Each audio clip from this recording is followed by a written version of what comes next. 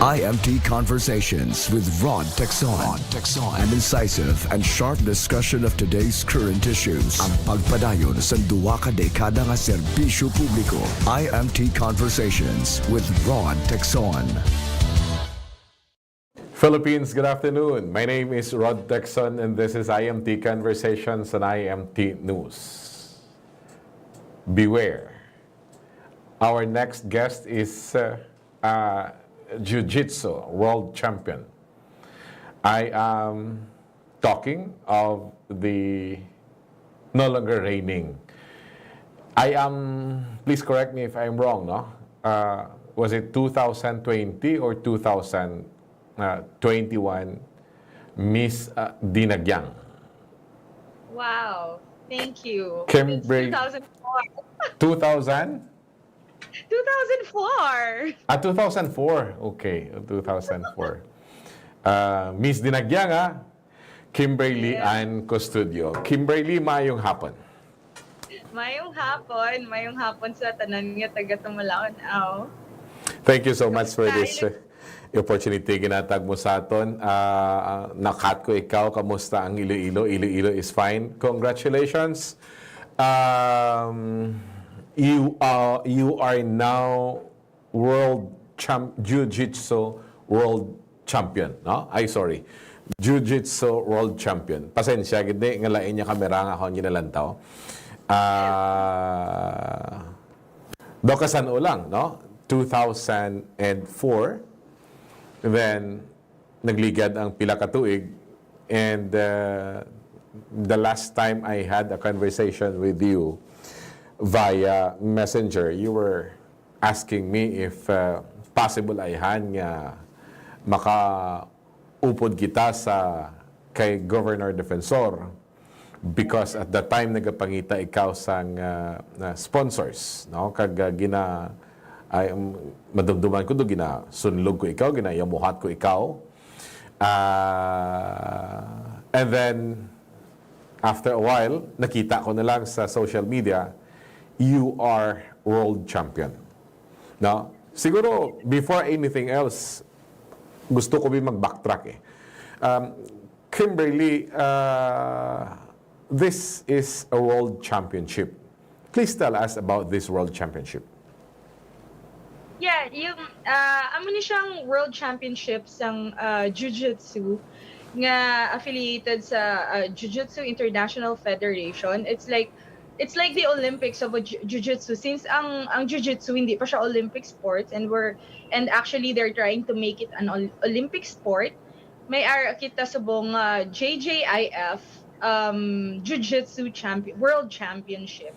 Mm-hmm. So amo na siya nan nga mga national teams sa tanan nga country nag-compete like every year for a world championship. So amo na ang Jiu-Jitsu World Championship nga napdagan ko sa mo. I see.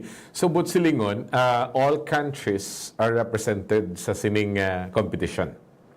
Yes. Aha. Sa di ini giniwat ang competition yun Sa UAE, sa Abu Dhabi. Sa Abu Dhabi. Okay. And may eliminations pa, local eliminations, national eliminations before nga paano mo gin-represent ang Pilipinas? Paano nag-abot sa punto that you became the representative of the Philippines sa national level? Yeah, kinahanglan mo anay tryouts for the national team. I see. So every year may tryouts kita if you can make it sa roster sa national team this year. And then after that, magta-tryouts ka ulit if you're going to World Championship, if you're going to the SEA Games, amo na sa. So this year nag-tryout ako tapos swerte man nga nagdaog ako. So amo na siya. Ako ang gin-represent sang Philippines sa World Championship and then amo na nagdaog ako. Okay. So but silingon may ara sa ginahimo nga tryouts, no? Tryout anay. This is the eliminations this is for the national team National. If I am from Iloilo, I want to join and I am aiming to represent the country, I should try out there. Yeah, kailangan munang mapasok ka sa national team. I see. And sang nakasulod ikaw sa national team, paano ginapili ang mga representante? Matry out ulit. You're gonna fight off against each other kung sino man nakasulod sa national team ko. You're gonna fight off sa weight divisions, like tanawon nila kung sinong best for this weight division, and then magpa-fight off kaming lahat. Then, ayun, pipiliin nila kung sino yung mag-gold medal, sino yung mag-first, siya yung mag-represent. Aha. Okay. So, balik kamo mismo sa national team, masinumbaganay kamo da. Madinumugay kamo dira. Malam natin kamitanan. Bot silingon, ang Ilongga ya pertige ang fighting spirit yung dumugay, no? Oh, yes. Nangibabaw ang Ilongga. Okay. Jiu-Jitsu. Tell us about this sport. Ano ining nga klase ng sport? Yeah, parang yun siya sa, if you heard about mixed martial arts, pero wala siya sumbag, wala siya sipa, no hitting. That's why ginatawag siya nga gentle art or gentle martial art. Kay hindi siya kinalang hitting. It helps you how to dominate and control someone bigger and stronger than you by using only leverage and proper techniques. So, I see. do controls lang, and bali-bali amo na siya kisa ginapamangkot ako, amo na siyang pinaka-easiest nga para maintindihan sa mga tao. Mabali ay do kuga ay amo na. And then naga-fight sa mga duwa sang most dominant position, like kung paano nga hindi maka-pin down mo ang tao. Parang sa judo nga may end wrestling nga may takedowns. Aha. Amo na. I see. So, bot silingon, wala niya siling kuyapan mo or piktosan mo sa tuhod mo. Wala man ni sumbag. This is more on a technique kung paano mo tumbahon ng imo kontra. Yes. But with the use of force, With the use of force. No, not really force, but then gamiton mo lang ang leverage Okay. and proper technique to put someone down. I see. And sometimes like the rear naked choke, you won't feel anything. Wala ka gid may ma-feel. Kung ara ako data ni Rhod, ano ko gid sa imo, ipa-try ko gid sa imo na you're gonna fall asleep. Biskin wala ka gid may ma-feel nga any pain, basta i-block ko lang ang both airways mo, and then so wala air makakadto sa brain mo. And Hindi then na you'll fall asleep. matabo. Hindi na matabo. Hindi mo na may masakon. Online mo lang ang ato nga interview kay. Hindi na matabo. Hindi mo na may masakon. I can assure you that. Okay. So that is the kind of sports nga makabig naton na technique ang ginagamit, leverage ang ginagamit. Now, gapakanto na kita sa Iloilo. May-ari na bala diri sa aton sa Iloilo? I mean, I know sa Manila ikaw nagka-interest. Pero may-ari na bala diri sa aton sa Iloilo sang how do you call it? Club or what? Yes. Actually, may area na kami, 4 nga affiliated gyms dira sa may Gym. Iloilo. Yeah. Naga-offer sang Jiu-Jitsu. So, may area na nga 4 nga affiliated nga gym, and then there are 2 more gyms ata, or 2 or 3 more gyms, pero sa iban sila nga club, iban sila nga team, that they also offer really good jiu-jitsu. I see. And and then ang Ilonggo, actually, tama gid sila ka talented bala nga daw. Every time nga may Ilonggo kami nga students, as in surprisingly gid sila bala daw fast learner. Or siguro bastante sa bako lang mga tao da sa Iloilo, or may something sa water daton dira nga pag abot sa discipline and then martial arts, do dasig sila maka-learn. I see. Okay.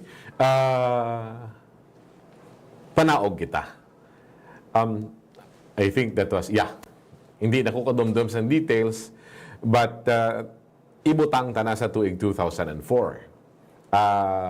Na-meet ko si Kimberly, Custodio as Miss Dinagyang 2004. Very gentle. 17 years old at that time. Very beautiful. I'm not saying hindi ka nagwapa subong. Malumok ang personality. And years later, decade later, you're into this kind of sports. What happened? Well, life happened. After sang college ko, work na ko eh. Nag cruise ship ako. And then after that, I worked here and I was based here in Manila sa isang casino, and I grew like sobrang nagtambok ako, as in ang waistline ko nga from Miss Dinagyang na 24 naging 34.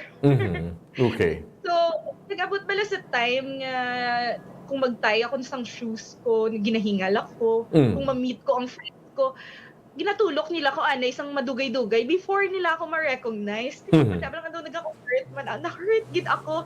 Tapos may makita ako nga dress sa shopping mall, kag kung subon ko na daw hindi na siya bala nabi sa akon. Kaya mo na doon na-dress ako. So there's one time nga naghambal nila para magbalik ako no sa akon nga dating anyo. Boxing daw. Boxing. Pero I tried boxing and Muay Thai for 2 years. But then gusto ko compete kay, 'di ba? Ever since do medyo competitive din man ako ya.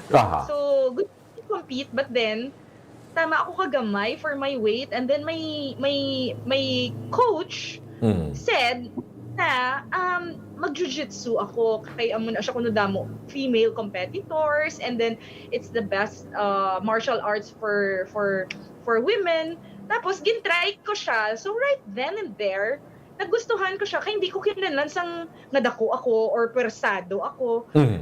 Basta, kinanan ko lang proper technique. Kaya ko na i-dominate ang isa kalalaki. And I tried it. I tried it with my cousins. I tried it with my brothers.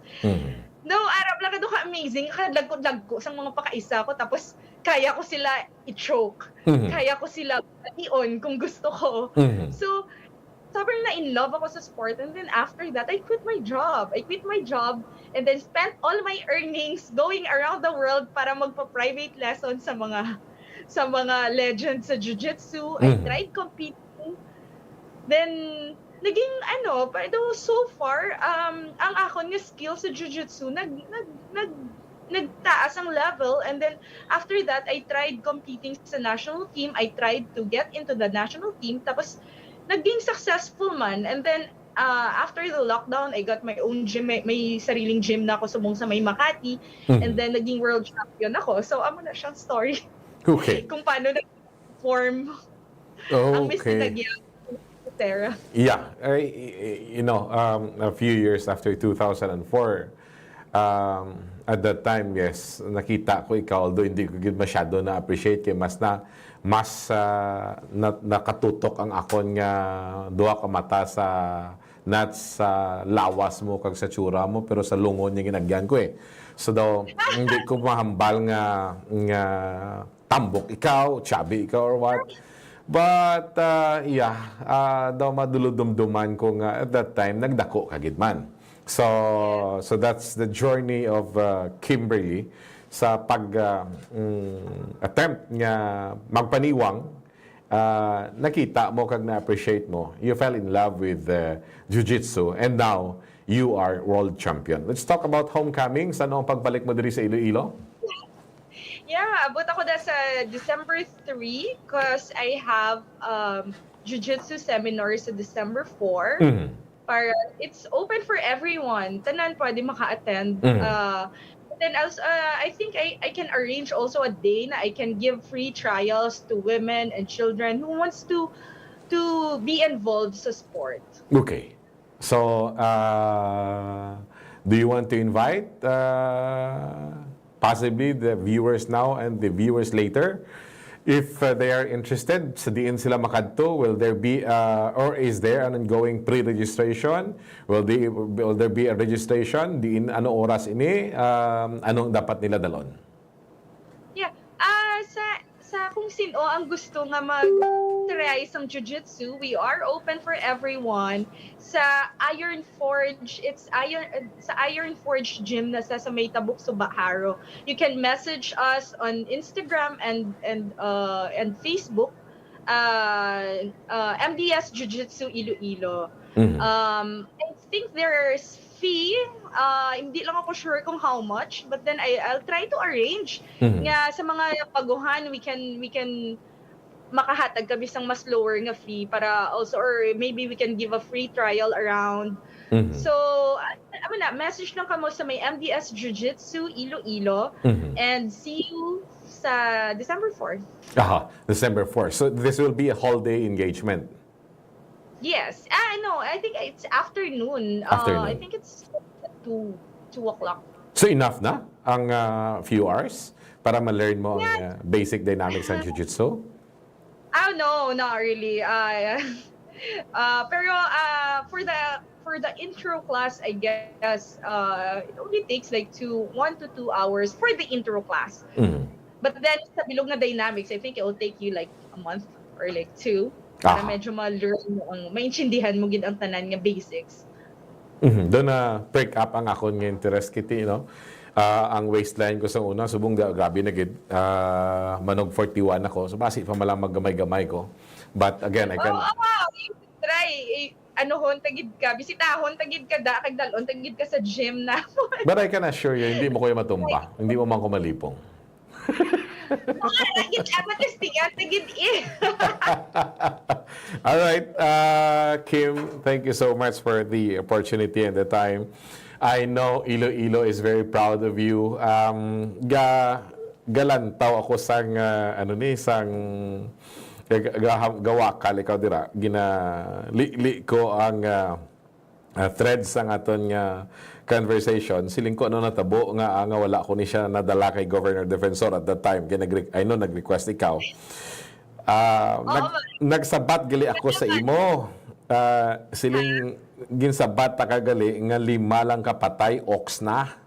So dito na otod ang aton sining nga conversation and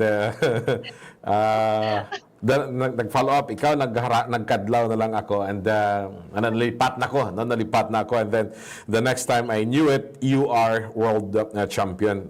Iloilo is very proud of you. We can arrange sa pagbisita mo siguro sa I can arrange no sa pagbisita mo sa kay Governor Defensor if you want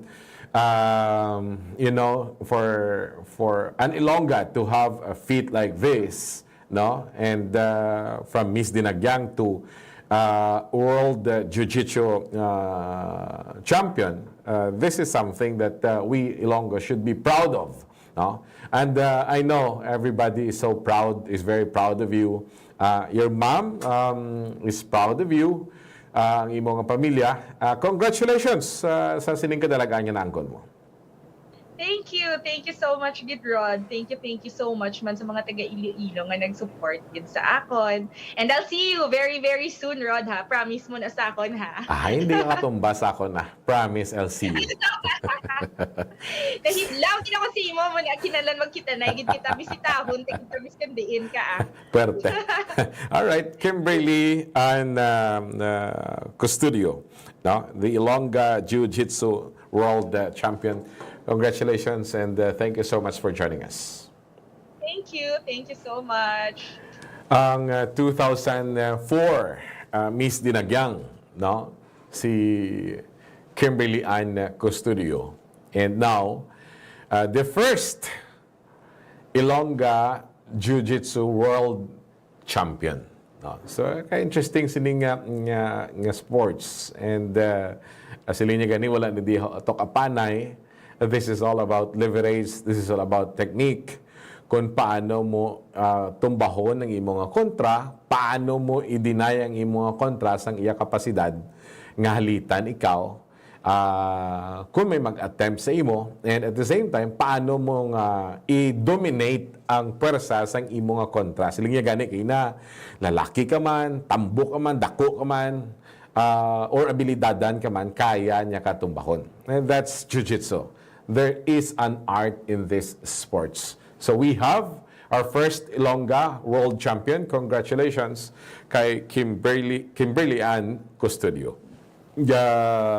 Madumduman kong istranay namon sang I think the other time na nagkitay kay Miliwat